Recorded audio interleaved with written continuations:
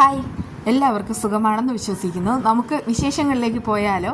അതായത് ചില ഗംഭീരമായിട്ടുള്ള കാര്യങ്ങളാണ് നടന്നുകൊണ്ടിരിക്കുന്നത്.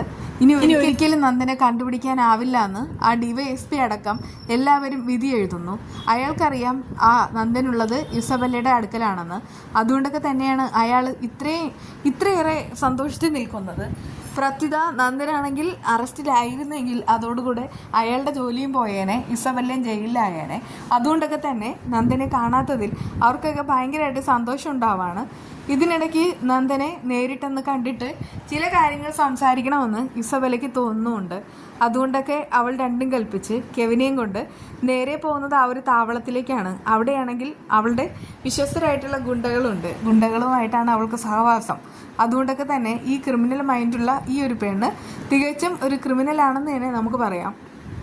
അതുകൊണ്ടാണല്ലോ മറ്റൊരു പെണ്ണിൻ്റെ ഭർത്താവിനെ തട്ടിയെടുക്കാനായിട്ട് അവൾ നാറിയ കളികൾ കളിക്കുന്നത്. അതിലുപരിയായിട്ട് നന്ദനെ കിട്ടാനായിട്ട് അവൾ ഏതറ്റം വരെയും പോകും എന്നും പറഞ്ഞു കഴിഞ്ഞു. എന്തൊക്കെയായാലും ശരി, അവളും കെവിനും കൂടെ ആ ഒരു താവളത്തിലേക്ക് എത്തുകയാണ് കേട്ടോ. അവളെ കണ്ടിട്ട് ഗുണ്ടകൾ അങ്ങോട്ട് ഓടി വരുന്നു. മേഡം മേഡം എന്നൊക്കെ ഇങ്ങനെ വിളിക്കുന്നുണ്ട്. അവരുടെ മുഖത്താണെങ്കിൽ വല്ലാതെ പരിഭ്രമം ഉണ്ട്. ആ സമയത്ത് തന്നെ അവൾ ചോദിക്കുകയാണ്, എവിടെ നന്ദൻ?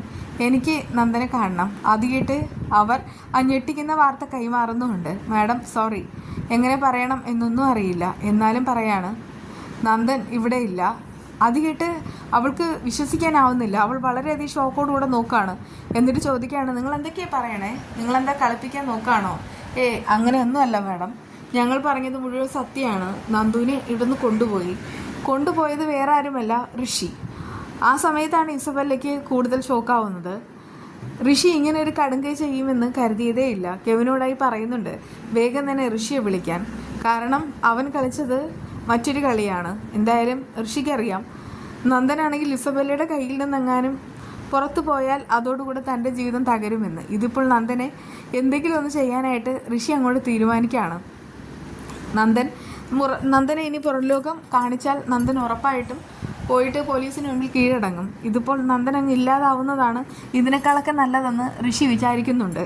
അവൻ കഴിഞ്ഞ ദിവസം പറഞ്ഞതും അതൊക്കെ തന്നെയാണ്. ചന്ദ്രോത്ത് വീട്ടുകാരോടുള്ള എൻ്റെ പക അതൊരിക്കലും തീരാത്തത്. ആ ഒരു പകയ്ക്ക് കാരണവും എല്ലാ പേർക്കും അറിയാം. ഞാൻ പിടിക്കപ്പെട്ട് കഴിഞ്ഞാൽ പിന്നെ അതോടുകൂടെ എല്ലാം കഴിഞ്ഞു. അവിടെയും വിജയിക്കുന്നത് ചന്ദ്രോത്ത് വീട്ടുകാരും പ്രഭാവതിയൊക്കെ തന്നെയായിരിക്കും. അത് പാടില്ല. അതുകൊണ്ടൊക്കെ തന്നെ അങ്ങനെ എങ്ങാനും കൈവിട്ട കളിയിൽ എൻ്റെ ജീവിതം തകരുന്നതിന് മുൻപ് തന്നെ ഞാൻ ചന്ദ്രോത്ത് വീട്ടുകാരെ മുഴുവനും തീർക്കും. അതവൻ അവൻ്റെ അമ്മയോടും കൂടെ പറഞ്ഞതാണ്. അവൻ മരിച്ചവനാണല്ലോ, മറ്റുള്ളവരുടെ മുൻപിൽ മരിച്ചവനായതുകൊണ്ട് തന്നെ അവനെ ഒളിച്ചെവിടെയും പോകാം. ഇവിടെയും ഋഷി അങ്ങനെ ഒരു കടന്ന കൈ ചെയ്യാണ് കേട്ടോ ചെയ്യുന്നത്. എന്തായാലും ഇപ്പോൾ അവന് കൂട്ടായിട്ട് രക്ഷകനായിട്ടും CP ഉണ്ട്. ഇതുവരെ എല്ലാ കാര്യങ്ങളും അവൻ ചെയ്തിരുന്നത് ഇസബല്ലയുടെയും കെവിൻ്റെയും അനുവാദത്തോടുകൂടെ തന്നെയാണ്. പക്ഷേ ഇത്തവണ ഒരല്പം ക്രിമിനൽ മൈൻഡുള്ള CP കൂടെ കൂടുമ്പോൾ ഋഷിക്ക് അത് മാത്രം മതി. അങ്ങനെ അവരാണെങ്കിൽ ആ നന്ദനെ ഒളിപ്പിച്ച് വെച്ചിരിക്കുന്നുണ്ട് കേട്ടോ.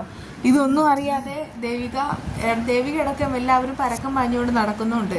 എങ്ങനെയെങ്കിലും നന്ദനെ കണ്ടെത്തുക, അതൊക്കെ തന്നെയാണ് ദേവികയുടെ ആവശ്യം. പക്ഷേ ദേവികയെ മുരളി പോലും വല്ലാതെ അങ്ങോട്ട് തെറ്റിദ്ധരിക്കുകയാണ്. ദേവികയ്ക്ക് നന്ദനോട് സ്നേഹമില്ല. അല്ലെങ്കിൽ പിന്നെ നന്ദനെ കാണാതായിട്ട് ദേവികയുടെ മുഖത്തൊരു സങ്കടവും ഇല്ല എന്നൊക്കെ മുരളി ഇങ്ങനെ പറയുന്നുണ്ടല്ലോ.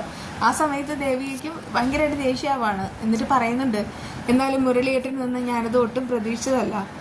ആരൊക്കെ കൂടെ ഇല്ലെങ്കിലും മുരളിയേട്ടൻ പലപ്പോഴായിട്ട് കൂടെ നിന്നിരുന്നു. എൻ്റെ കാര്യങ്ങളെല്ലാം അറിയാവുന്ന മുരളിയേട്ടനെ എന്നെ മനസ്സിലാവുന്നില്ലല്ലോ എന്നൊക്കെ ഇങ്ങനെ പറയുന്നുണ്ട് കേട്ടോ. ആ സമയത്ത് ആ മുരളിക്ക് സങ്കടമാവാണ്. അവനപ്പോഴാണ് ദേവികയുടെ വില മനസ്സിലാവുന്നത്. അവനാണെങ്കിൽ ആ ദേവികയുടെ സോറിയൊക്കെ പറയുന്നുണ്ട്.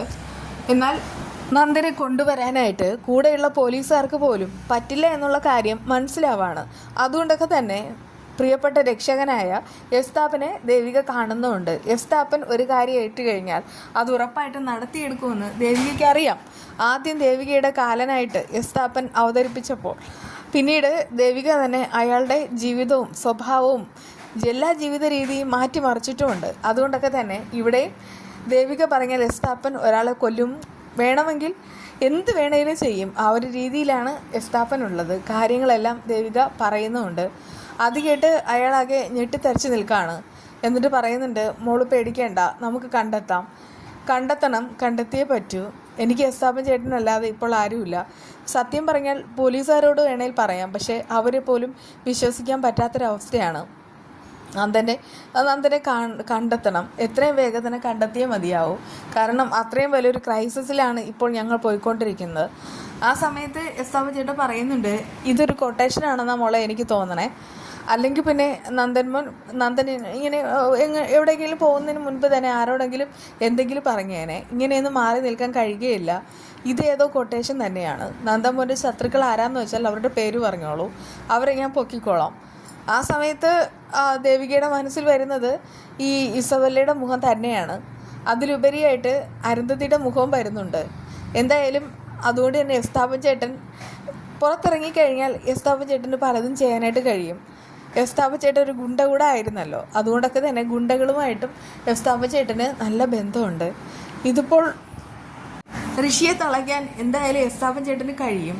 എസ്താപ്പൻ ചേട്ടന് മാത്രമേ കഴിയുകയുള്ളൂ. അവൻ തന്നെ അവൻ്റെ കുഴി കുഴിച്ചു കഴിഞ്ഞു. നന്ദനെയും കൊണ്ട് അവൻ ഒരു സുരക്ഷിതമായിട്ടുള്ള ഒരു സ്ഥലത്തേക്ക് പോവുകയാണ്. ഇനി ഒരിക്കലും നന്ദനെ പുറലോകം കാണിക്കാൻ പാടില്ല എന്ന് തന്നെയാണ് അവൻ്റെ തീരുമാനം. എന്തായാലും ഈ ഋഷിയും നന്ദനും കൂടെ മുഖത്തോട് മുഖം കാണുന്ന ആ ഒരു നിമിഷമാണ് നന്ദന് എല്ലാ കാര്യങ്ങളും മനസ്സിലാകാൻ പോകുന്നത്. കാരണം കെവിനാണ് തന്നെ ചതിച്ചത്. അതിലുപരിയായിട്ട് ഇസബല്ലയും ചതിച്ചു. കാര്യങ്ങളെല്ലാം മനസ്സിലാക്കും. എന്തായാലും എസ്താപ്പൻ ചേട്ടൻ വരും, നന്ദനെ രക്ഷിക്കും. ആ സമയത്ത് ഋഷിക്കുള്ളത് എസ്താപ്പൻ ചേട്ടൻ കൊടുക്കുകയും ചെയ്യും. ഇതിനിടയ്ക്ക് അരുന്ധതി CPയോട് ചോദിക്കുന്നുണ്ട്, അവൻ എന്തൊക്കെയാണ് കാണിച്ചു കൂട്ടുന്നത്. പോലീസുകാർ ഏത് നിമിഷം വേണേലും ഇവിടെ വരാം, ഇവിടെ വന്നു കഴിഞ്ഞാൽ അവനെ പൊക്കും. അത് കേട്ട് CP പറയുന്നുണ്ട്, മാഡം പേടിക്കേണ്ട, ഇനി കുറച്ച് ദിവസത്തേക്ക് മോൻ ഇവിടെ നിൽക്കില്ല, എന്തായാലും മാറി നിൽക്കാനാണ് തീരുമാനം. അത് കേട്ടിട്ട് അരുന്ധതി ചോദിക്കുന്നുണ്ട്, എത്ര കാലം മാറി നിൽക്കും? അവനിനി എത്രയൊക്കെ മാറി നിന്നാലും ശരി, പോലീസുകാർ കണ്ടെത്തുക തന്നെ ചെയ്യും. കാരണം ആ ഒരു കൊലപാതകത്തിന് ഒരു തെളിവ് പോലും ഇല്ല. കാരണം അങ്ങനെ ഒരു കൊലപാതകം നടന്നിട്ടുമില്ല. ആ ഒരു അവസ്ഥയിൽ എന്ത് ചെയ്യും? അത് കേട്ടിട്ട് CP പറയുന്നുണ്ട്, വിദേശത്തൊക്കെ ഒരുപാട് ഫ്രണ്ട്സില്ലേ, അതുകൊണ്ടൊക്കെ തന്നെ ഋഷിമോൻ മരിച്ചു എന്നാണ് എല്ലാവരും വിശ്വസിക്കുന്നത്. ഋഷിമോൻ ഇവിടെ നിന്ന് പോയാലും ആരും സംശയിക്കുകയില്ല. മാഡത്തിന് ഒറ്റ മകനല്ലേ ഉള്ളൂ, പാവൻ ഋഷിമോൻ. അവൻ്റെ ആഗ്രഹം എന്താണെന്ന് വെച്ചാൽ അത് നടത്തി കൊടുക്കുക. അത് കേട്ടിട്ട് അരുന്ധതിക്ക് ദേഷ്യമാവാണ്. താൻ ഈയിടെയായിട്ട് അവനെയാണെങ്കിൽ സപ്പോർട്ട് ചെയ്ത് സംസാരിക്കുന്നുമുണ്ട്. അത് വേണ്ട, ഇതിപ്പോൾ അവൻ്റെ പോക്ക് ആപത്തിലേക്കാണ്. അങ്ങനെയുള്ള അവനെ എങ്ങനെയെങ്കിലും കാര്യങ്ങൾ പറഞ്ഞ് മനസ്സിലാക്കിപ്പിച്ച് നമ്മുടെ വഴിയിലേക്ക് കൊണ്ടുവരണം, അല്ലാതെ എനിക്ക് സമാധാനം കിട്ടില്ല എന്നൊക്കെ അരുന്ധതി പറയുന്നുമുണ്ട്. എന്തായാലും പ്രഭാവതി കരഞ്ഞുകൊണ്ട് നടക്കുകയാണ്. ആ സമയത്ത് പ്രഭാവതിക്ക് രക്ഷയായിട്ട് ദേവിക തന്നെയുണ്ട്. ഇവിടെയാണെങ്കിൽ രജനിയും കാര്യങ്ങളെല്ലാം അറിഞ്ഞു. എല്ലാവർക്കും കുറ്റപ്പെടുത്താനുള്ളത് ദേവിക മാത്രമാണ്. പക്ഷെ ദേവികയായിട്ട് ഒരു തെറ്റും ചെയ്തിട്ടുമില്ല. പോലീസ് അവരുടേതായ രീതിയിൽ അന്വേഷിക്കുന്നു, എസ്താപ്പൻ ചേട്ടൻ ആ ഒരു രീതിയിൽ, ജഡ്ജി അവരുടെ രീതിയിൽ അന്വേഷിക്കുന്നു. നമുക്ക് കാണാം വീണ്ടും വിശേഷമായി.